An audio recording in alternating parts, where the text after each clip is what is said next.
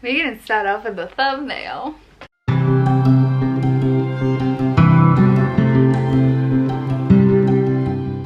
Okay, we've changed a bit of position. We're gonna be super casual for this wrap up. We're gonna try and go through it super quick because I got a lot of shit on here. Once again, this is my March wrap up. Hi, welcome. I'm Cara. This is my March wrap up. And I read 31 things in March. I wasn't sure I was going to. There was a few days there where I was a bit shaky, but we got there with the addition of a couple of short stories and some graphic novels. And my cat. It was Sims-a-thon in March. If you didn't know, Sims-a-thon is the readathon that I created. This was round 3, based on the Get to Work expansion pack of Sims 4.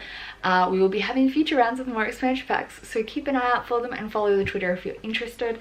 But if we add up all the points I got, and I'm counting DNFs as a success for a challenge, by the way, for this, so it would be a little less if you didn't count my handful of DNFs this month.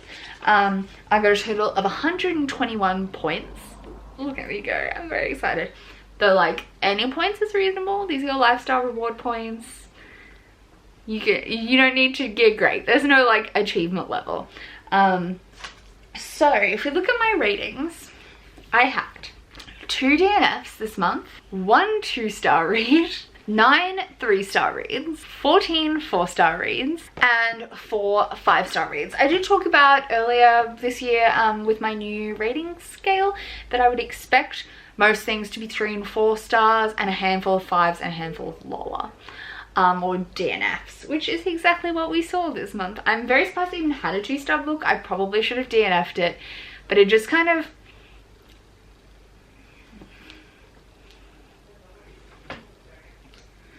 Why are you cleaning your Gucci on camera? I know you're sniffing my fingers.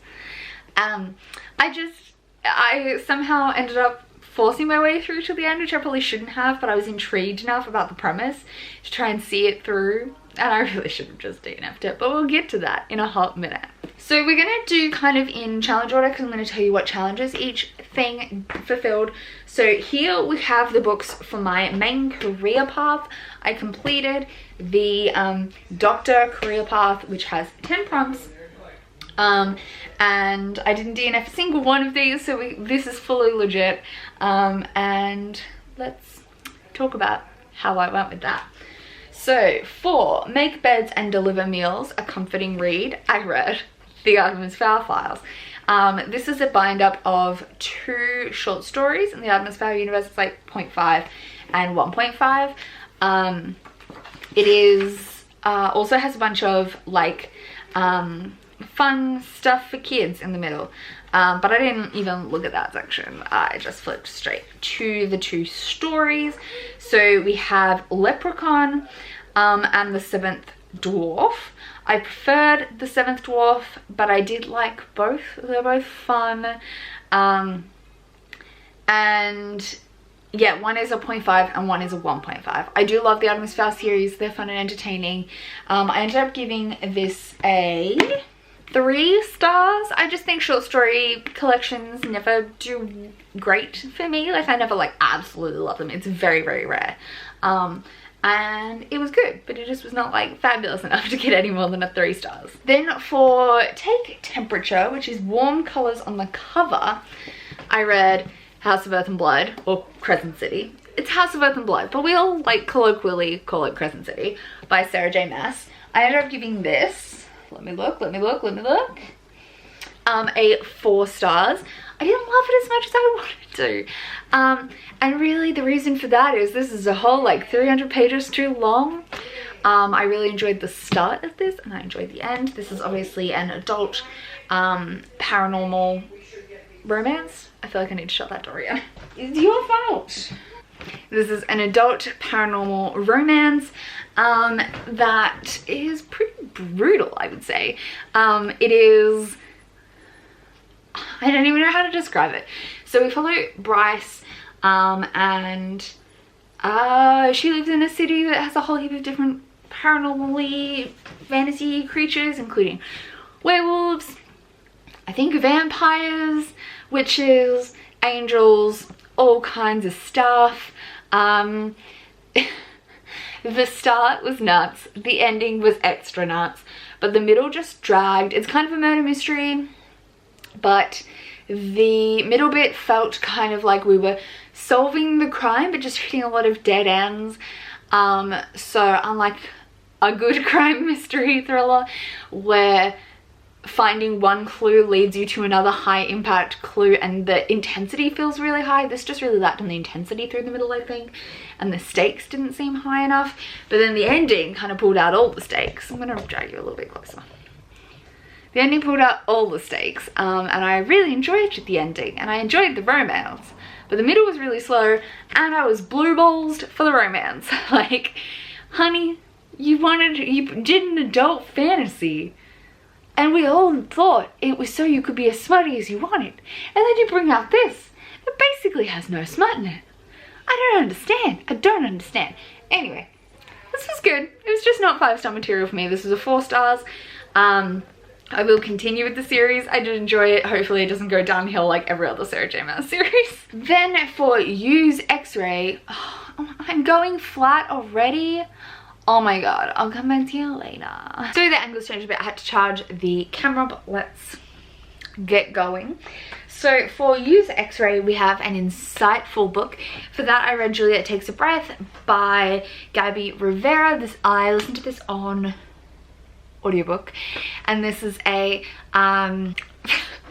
this is a contemporary following a character, Juliet, excuse me, I'm in a mood today, I'm sorry, who reads this book about feminism.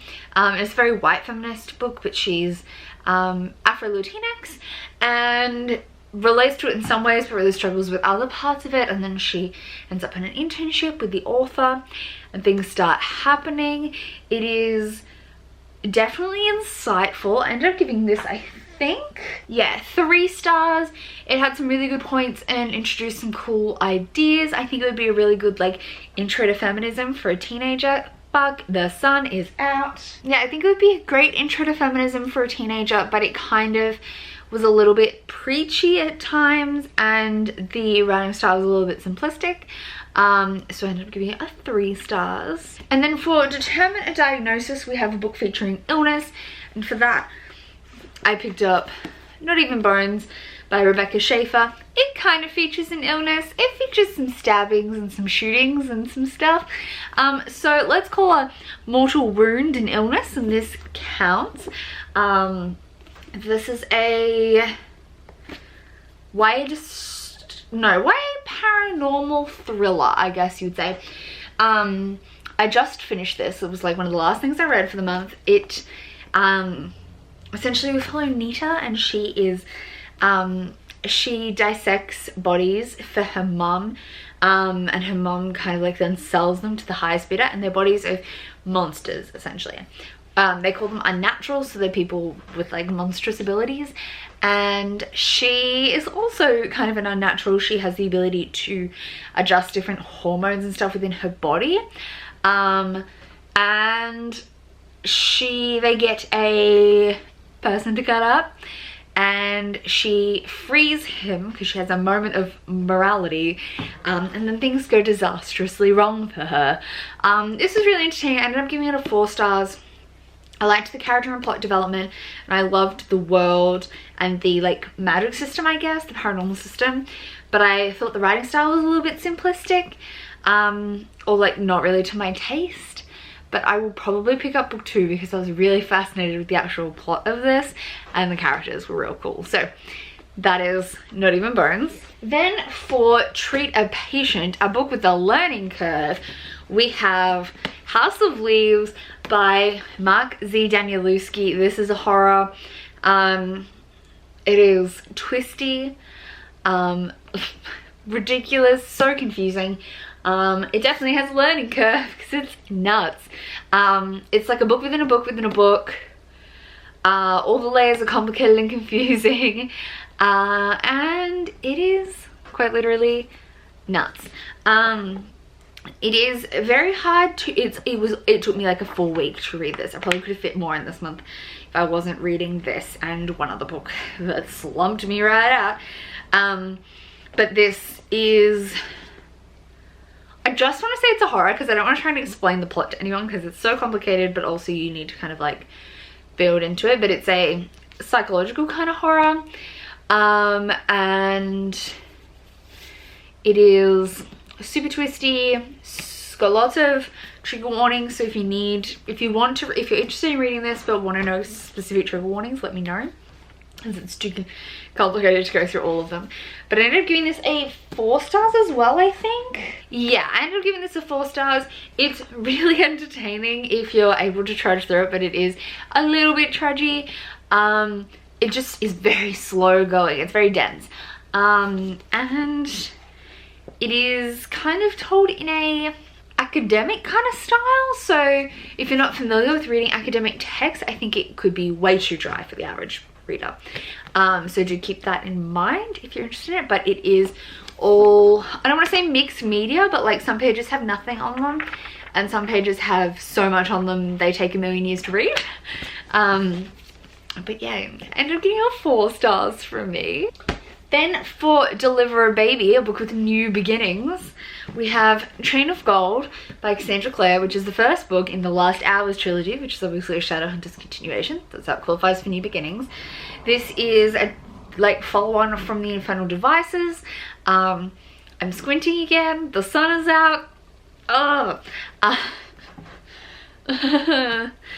I don't know whether to like shut the curtains, but I'm gonna have no light in here.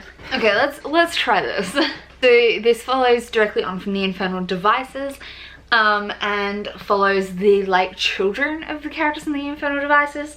I really enjoyed it, but I do think it ended up getting a 4 stars from me. But also Lady Midnight, which was the last series she worked on, also got a 4 stars at the start from me for the first book. And I think it's that these books kind of, seeing as you should have read a whole heap of Shadowhunters already, kind of throws you into the deep end with a bunch of characters. Like this has so many characters. Even the new characters, they've been briefly introduced before in short stories and things, but this kind of threw you into the deep end with all of them. And I had a hard time keeping track and feeling really invested in the characters till about halfway through. But then the actual plot was really good, and the ending and how it's set up for book 2 was really fascinating. So it balanced out to me as a 4. I know a lot of people have been hotly anticipating this, and probably plenty of people have given it 5 stars, but for me it was a 4. But I'm very excited to continue with this series, and I think I will really love this trilogy. Thanks, Siri. And then after that we read my least favorite book of the month that wasn't a DNF, and this was The Sisters Groom by Mena Van Prague. I ended up giving this 2 stars. I did not like it. So the things you need to know, and you need to have read the synopsis going into this, because one of my biggest problems with this was that all the stakes were only in the synopsis and didn't get explained in the narrative basically at all. But there's 4 sisters. 3 will live, 1 will die. Know that. And it says, this is a story of 4 sisters Grimm, daughters born to different mothers on the same day, each born out of bright white wishing and black-edged desire. In 33 days, the sisters will meet their father in a place they go to when they dream. Only then will they discover who they truly are and what they truly can do. Then they will fight to save their lives and the lives of the ones they love. This needed to be in the text. And it was not, it really wasn't well described in the text. This to me, based on the synopsis, should have been something whimsical and magical the whole way through. Instead it was more an exploration of trauma and complex family dynamics, following 4 different girls who are all dealing with different things. So there's one girl who had an abusive stepfather and a kind of absent mother, and she's now raising her little brother on her own, and she's stealing to make money. We have another girl who her parents have both out of the picture. I think her mum died in a house fire and her dad was never around, and she now lives with her grandmother who has Alzheimer's, and they run a little cafe, but obviously she's basically doing all of the work because her grandmother has Alzheimer's. And it's her dealing with that and whether she should sell the cafe or not. And then we have another girl who's very, I wouldn't say rich, I don't know if she's necessarily rich, but she goes to college and she's dealing with her own identity crisis, and she's sleeping with a lot of professors, and she thinks of herself as like the bad girl, and she's kind of like coming to grips with that. And then another girl who has always been super rich, and she thought her whole life was like this life of privilege, and then it turns out her aunt who she lives with, her mother has also died, I think. Her aunt has gambled away their whole fortune, and now she's got to decide if she's going to take part in an arranged marriage to secure their lifestyle, or if she's going to like slum it. So it really is this exploration of these 4 girls dealing with all their like personal traumas, and then it kind of all ties together at the end, but not really very well. It has these underlying threads of the like mystical, magical element, but they're really just like minor threads. It's really a minor plot to this, and the majority of the plot are these girls dealing with their traumas. And I think my problem is this was sold incorrectly and marketed incorrectly. This cover is gorgeous, the synopsis is gorgeous, but it's trying to sell me a different book to what this is. And this kind of just genre bends and blends in a way that didn't end up working for me. But because of the synopsis and what I was promised, I pushed through the whole book waiting for that to happen and really like take the forefront, and it didn't. I was also not a fan of the writing style. It jumps between the 4 girls very, very rapidly. 3 of them are told in 3rd person, 1 is told in 1st person for no discernible reason. And yeah, they jump backwards and forwards so fast that I never could get connected to any of the girls very well. I would lose track of who we were following, and it just didn't work. I'm so upset about this. Like, I wanted to love this so much. It took me a whole week to read. It shouldn't have. It was slow going for something that should have been so fast paced, and it was not what I thought I was getting myself into. So for that, I gave this 2 stars. Then for Attend an Emergency, a book under 200 pages, I read Finna by Nino Cipri. This is a short story of like a novella. It's a Tor.com novella, I think. And this is about a IKEA, essentially, where there are wormholes through to other IKEAs in other universes. And we follow, oh, what's that main character's name? Ava. And her ex, Jude, who's non-binary, and Jude signs up to go into the wormhole to bring back a granny that wandered in there. And so Ava's going after them because there's some lingering connections and emotions there that she's trying to wrap her head around. She kind of gets pushed into it, but then she also doesn't want to let them go off on their own, and it's a whole thing. For such a short book, this was so entertaining and so funny. I ended up giving this 5 stars. It's just so funny, and all the sarcastic plays on IKEA. Like, if you've ever been to an IKEA and you've ever judged the dumbass layouts of IKEA, you will love this. It's so funny. I just loved it to pieces. And then for house call, a favorite genre, I read Angel Mage by Garth Nix. I ended up listening to this on audiobook. I ended up giving this one a 4 stars. This was very fun. It's a standalone fantasy, kind of like a historical fantasy, and the kind of premise is that in 17th century, is it 17th century? I think so, France, angels are summoned and controlled by mages or magic wielders through these icons, and there was a big thing that happened, and then stuff happens. I don't want to get into the details of the plot because I think we'll ruin it. It is a standalone. I thought it was just so fun. I think it could have been a 5 stars if I read it physically, but it just kind of didn't quite translate perfectly as an audiobook. But we follow a cast of characters. There's about 5 of them. Probably I do wish this, I think this would have worked really well as a series because I think you could do a lot more with the characters. but I did really enjoy my time reading this. It was super fun and I would definitely reread it. I do really enjoy Garth Nix's fantasy. The other thing from him I wasn't a super fan of was like the Mr. Monday series, but I really love the Old Kingdom Chronicles. I do need to read the newer ones and I really enjoyed this. So I would definitely recommend it. It was a lot of fun. And then for the final prompt in the Doctor path, it is deal with an outbreak. Oh, that's topical and I didn't plan it. Which is a dystopian. And for that I read Grace Immaculate by Gregory Benford. This is a Tor.com short story. It is kind of like a religious sci-fi dystopian. It's probably only vaguely a dystopian, but I just need to fit this challenge.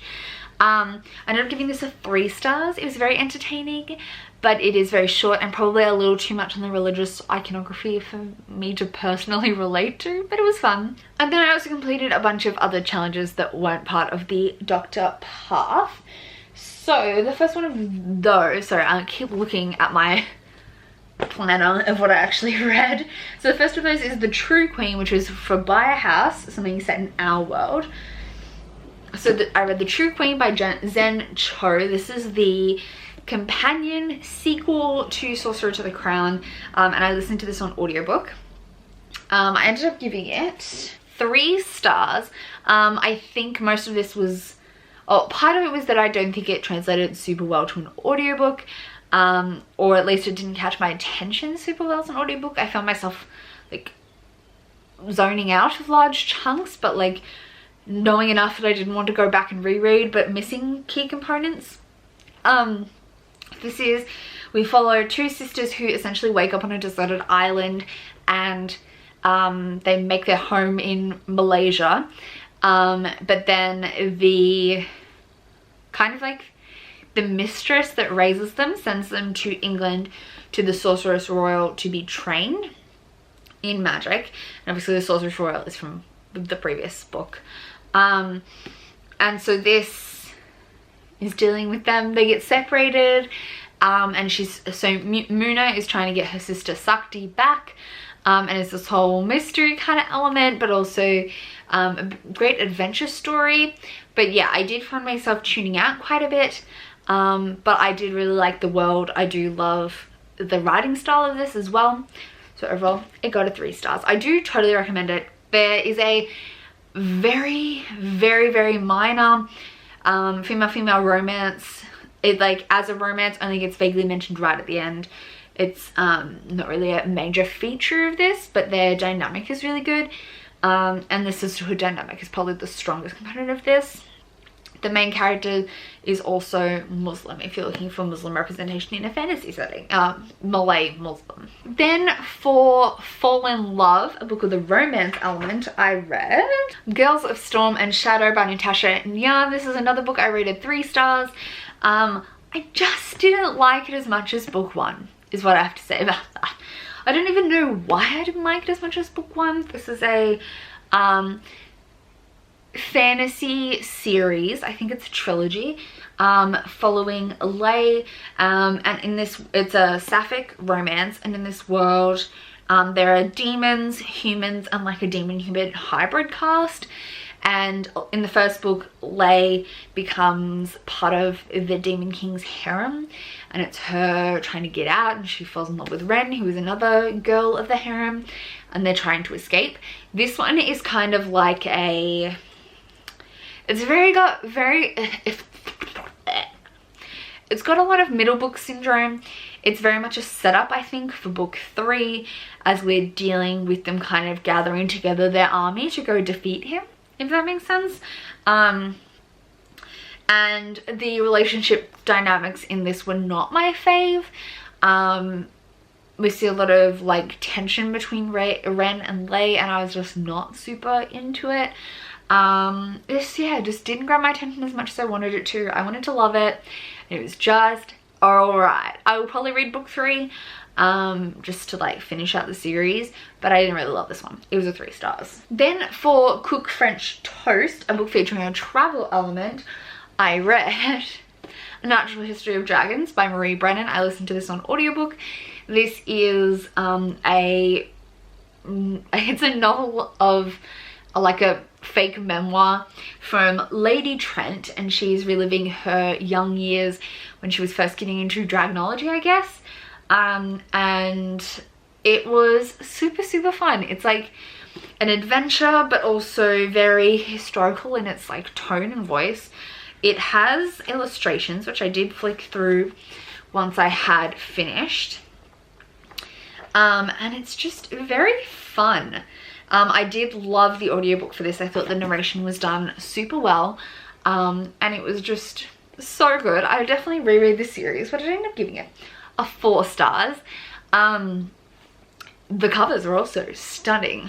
But yeah, it's very unassuming, but the writing style and the plot all led up to something really good, and it had a really impactful ending. So I'm definitely going to read more in this series.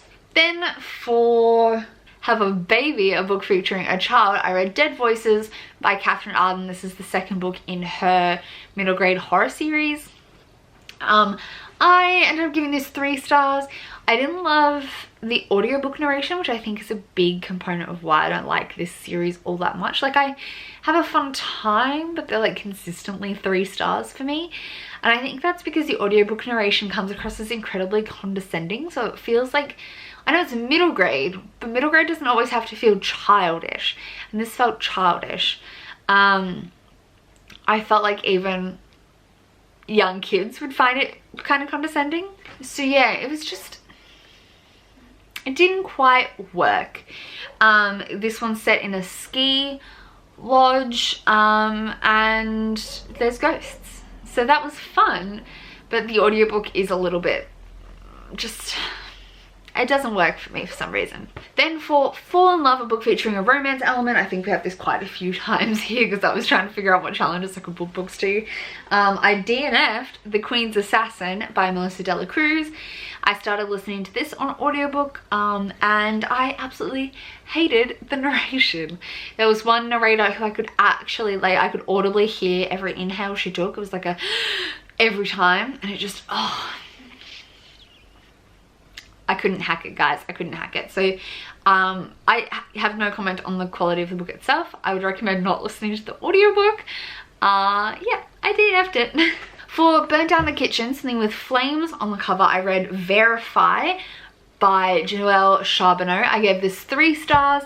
Again, I listened to this on audiobook. It was alright. This is a Orwellian kind of dystopian, and I think it just didn't quite go far enough. It felt very, it's a new release, but it felt very dated to me. It felt very 2012. And like not in the Hunger Games way, like in a cheesier way than that. Kind of more like a, maybe like a, what was the one they made into a movie with Shailene Woodley? I can't remember. But it felt very that, like, it just was focusing a lot on the romance, and I guess it had decent world building, but the stakes, although they were high, didn't feel high enough. It's kind of got that dystopian utopian thing. So essentially the government has controlled all the dialogue, so there's no media or no discussion about things that they want to keep hidden. They just cut everything out, so everything is digital. There's no paper, and so this underground group start printing paper copies of things because you can't lie on a paper copy theoretically, whereas the digital copies were just having things removed from them and no one would know. So it's kind of following that idea of like being able to verify the truth. That's why the book's called Verify. But yeah, it kind of got a bit romancy for me and didn't quite deliver as much as I wanted to on the dystopian, as much as I wanted it to on the dystopian elements. So I ended up giving it 3 stars. Then for Make a Friend, a book featuring friendships, I read an absolutely amazing poetry collection that I also listened to on audiobook, and that is Say Her Name by Zeta Elliott. This is a poetry collection kind of focusing on the Black Lives Matter movement and like strength of Black women. It was really empowering. It was really beautiful and empowering, and the poetry was just so good. I slammed through this audiobook in like 2 hours. and I absolutely loved it to pieces. I ended up giving it a 5 stars. I would 100% recommend this collection. And then for Become a Ghost, which is a spooky book, I read Dark Warm Hearts. Dark Warm Heart by Rich Larson. This is another Tor.com short story. It was a Native American mythology kind of horror. Be warned. I gave this 4 stars. It was really eerie for a short story. I think it really delivered on the horror element, but it is really short. It was a bit nuts. I gave it 4 stars.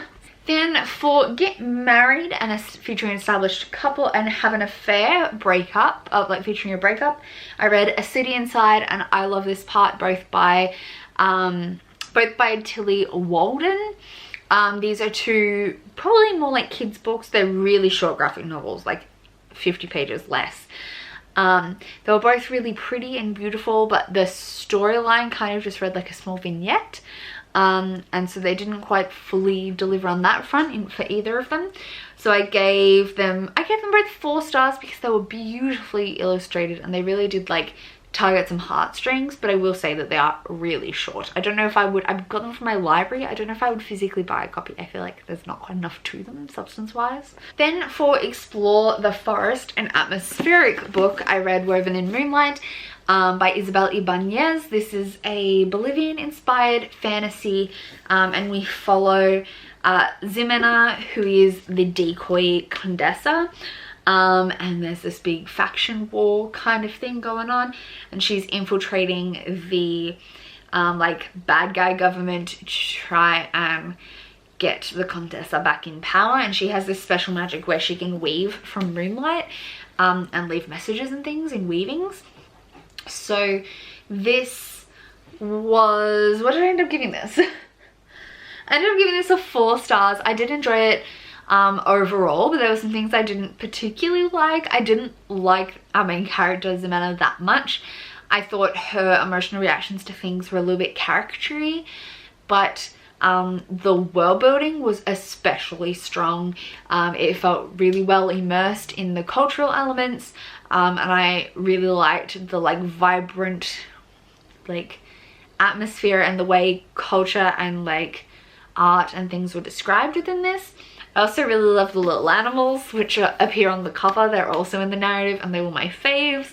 But yeah, I just found the plot was like very brutal but not described in that way. It was kind of played off a bit light to me, and our main character was a little bit caricature-y, specifically in the way she reacted to things. It was very like up and down, and she changed her mind very quickly, and I kind of wish we got to see a little bit more of the growth as it slowly happened, rather than like having one thing happen and her dramatically changing her mind. It just came across a little bit over the top and like non-believable. So this was a 4 stars. And then I DNF'd another book, which was Emergency Contact by Mary H.K. Choi. I ended up DNFing this one pretty soon in as well. I just really didn't like the writing style for this. I thought, especially from the girl's point of view, Penny, that her writing style was just very, I don't even know how to describe it. It was very like talk downy and very judgmental to everyone she came across, and it just was really grating on me and it kept pulling me out of the story. So within like 50 pages I was like, nah, it's not working for me. So I ended up DNFing this one. I'm a bit sad about it because I think it could be a good narrative, but her way of dialogue, like it's first person narration, and her way of speaking just really got on my nerves. Like she didn't like anyone and was very judgmental about everyone, and I know she was going to have character growth, but it was just really hard to get over. So I ended up DNFing this one, though obviously I understand why, like, that people can enjoy this. It just personally was not meshing well for me. Then I read King and the Dragonflies by Kaysen Calendar. I listened to this on audiobook, which I totally recommend. It was a brilliantly narrated audiobook. This is a middle grade literary fiction kind of story. We follow King, whose older brother died, and he's convinced his brother has turned into a dragonfly, but mainly it's talking about domestic violence and how that can impact people. It features a queer relationship, One of King's friends comes out or is outed in their school as gay, and his dad is really not coping with it, and is abusing the kid, and King finds out and is trying to help save him. His friend essentially goes missing, but King knows where he is, but the whole town is looking for him as he's trying to run away, and it's kind of dealing with like the tensions around that. And it was beautifully written. I really loved it. The like talks of race and the intersections between queer culture and race relations, and the intersectionalness of everything was just so well done. And I ended up, I'm pretty sure I gave King and the Dragonflies, yeah, I gave it 5 stars. It was so beautiful. It's also a very short book, so I would totally recommend picking it up. Then I read a graphic novel, and that is Mooncakes by Wendy Zhu and Suzanne Walker. This features a hearing impaired witch and a non-binary werewolf. They're kind of dating, and it is a like spooky but like fun story. I gave this 5 stars. It was so sweet and fun, and I'm so glad I read it. It was just like heartwarming and beautiful. Everyone should be reading this. It's so good. That one filled the, so King and the Dragonflies filled Meet the Grim Reaper, something featuring death. Obviously his older brother had died. Mooncakes met the Fall in Love Romance Element Challenge. The next one is Become a Ghost, another spooky book, and for that I read Emilia Fang and the Barbaric Ball. This is a middle grade fantasy following Emilia Fang, who's obviously a vampire, and it was super short. I listened to this on audiobook. It was just super fun and short. I gave it 4 stars. I would definitely recommend this series. I'm definitely gonna go listen to more of them from my library. I also started the first 4 prompts in the scientist path because I was looking for things to fill. Actually, I didn't do all 4. I did a random collection. So for Analyze Crystals, the precious stone on the cover, I listened to Diamond City by, why do I keep forgetting the author's name? Francesca Flores.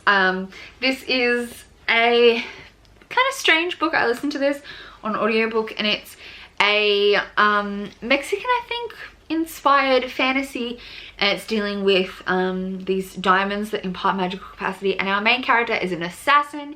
She goes to kill someone and she thinks she's killed them, but her boss has always said you need to stick around and make sure they're fully dead, and she doesn't because some guards get in the way. It turns out he survived, and then she's on the run from her boss and trying to kill him, and it's all these different things coming in. It's dealing a lot with poverty and living on the streets, drug abuse. It has a lot of different things going on for it, but I think all those different thematic elements kind of made it overall a little bit muddled. I had a hard time connecting with the main character, and I didn't like the romance that was in there at all. It was a minor element. In fact, no. There isn't a romance element. Let me correct. There isn't a romance element. There's an abusive relationship element. And then like friendship. I kind of didn't believe the friendship a whole lot. The romance element kind of, I felt, it's not a romance. The abusive relationship element kind of was haphazardly dealt with. I feel like it wasn't consistently present enough. And overall, where is this on my list? I ended up giving this a, did I just forget to write down? I did. I just forgot to give it a rating. I think I gave it in my booklet. I think I gave it a 3 stars. It was good, but I think it was just lacking in cohesiveness, and it definitely read like a debut. I would love to read more from this author and see how she progresses in building a like stronger narrative, but it just kind of had too many things it was trying to deal with, that some of them came across like without the amount of weight I wanted from them, especially when they're so dark an issue. Then for synthesized serums, something with an interesting format, I read The Mythic Dream, edited by Dominic Parisian and Nava Wolf. This is a short story collection, an anthology, and this had a great collection of stories. I ended up giving this a 4 stars, but like quite a few of these were 5-star stories, and only a handful of ones that I didn't really like. It's dealing with mythology. The only thing I would say about this is I wish it had a clear indicator of which myth we were following at the start of the story. Instead, it's just in the contents page and then at the end of the stories. And I just kind of felt lost sometimes. I felt like I was flicking back and forth to figure out what I was reading about. My favorite stories were Carmen Maria Machado's story grossed me out, but I thought it was so well done. Naomi Novik's story was beautiful. Carlos Hernandez's story was beautiful. Sarah Gailey's was amazing. And Phantoms of the Midway was also by Shauna Maguire, was another favorite of mine. So this collection I 100% recommend. It was really, really good. And I would recommend it. It would go 4 stars for me. Then I read a couple more Tor.com novella or short stories. So first off, we have For Analyze a Plant Sample, something with plant life on the cover, Shape Without Form and Shade Without Color, which is, let me find it, by Sunny Moraine. This is I'm not really sure I understand what this story was even about. I ended up giving it 3 stars, but I was incredibly confused. The writing was very lyrical and beautiful, but I just kind of thematically wasn't sure what was going on. We follow a woman who gets into taxidermy, but I really don't know other than that what was going on. So I give that 3 stars. Then for Meet the Grim Reaper, hang on, no, that might have been the other one. See what I mean? I'm confused. So then the second one was Meet the Grim Reaper, something featuring death, and that was the white-throated migrant. And that might have been the one featuring the taxidermy. But I honestly can't remember what happened in Shape Without Form, Shape Without Color. It was beautiful, but it was all just going over my head. I have a feeling there was something about birds. Yeah, there were starlings and trees. That's about all I can remember. And I only read this last night. But it kind of, the thematic and plot development was very wish-washy to me, so it didn't stick very well, but it was beautifully written. I gave both of those 3 stars, I think. Yeah, both of those got 3 stars from me. And then I also read 2 graphic novels, which I both gave the challenge Eat a Cookie, something under 200 pages. And those are Hexvet Volume 1 and 2. These are my final books for the month. And I absolutely adored them. They were so cute. These are by Sam Davies. They're adorable graphic novels following a vet clinic that deals with magical animals. What more do you need to know? They're adorable. They're on Scribd if you're looking for them. They're super sweet. And I give them both 4 stars. So finally, that's all the books I read for the month of March. This was a very haphazard wrap up. I'm sorry. I'm sorry. But thank you so much for watching. I hope you enjoyed. And I hope you did well in the Sims-a-thon if you participated. Thank you so much for watching, and I'll see you next time with another video. Bye.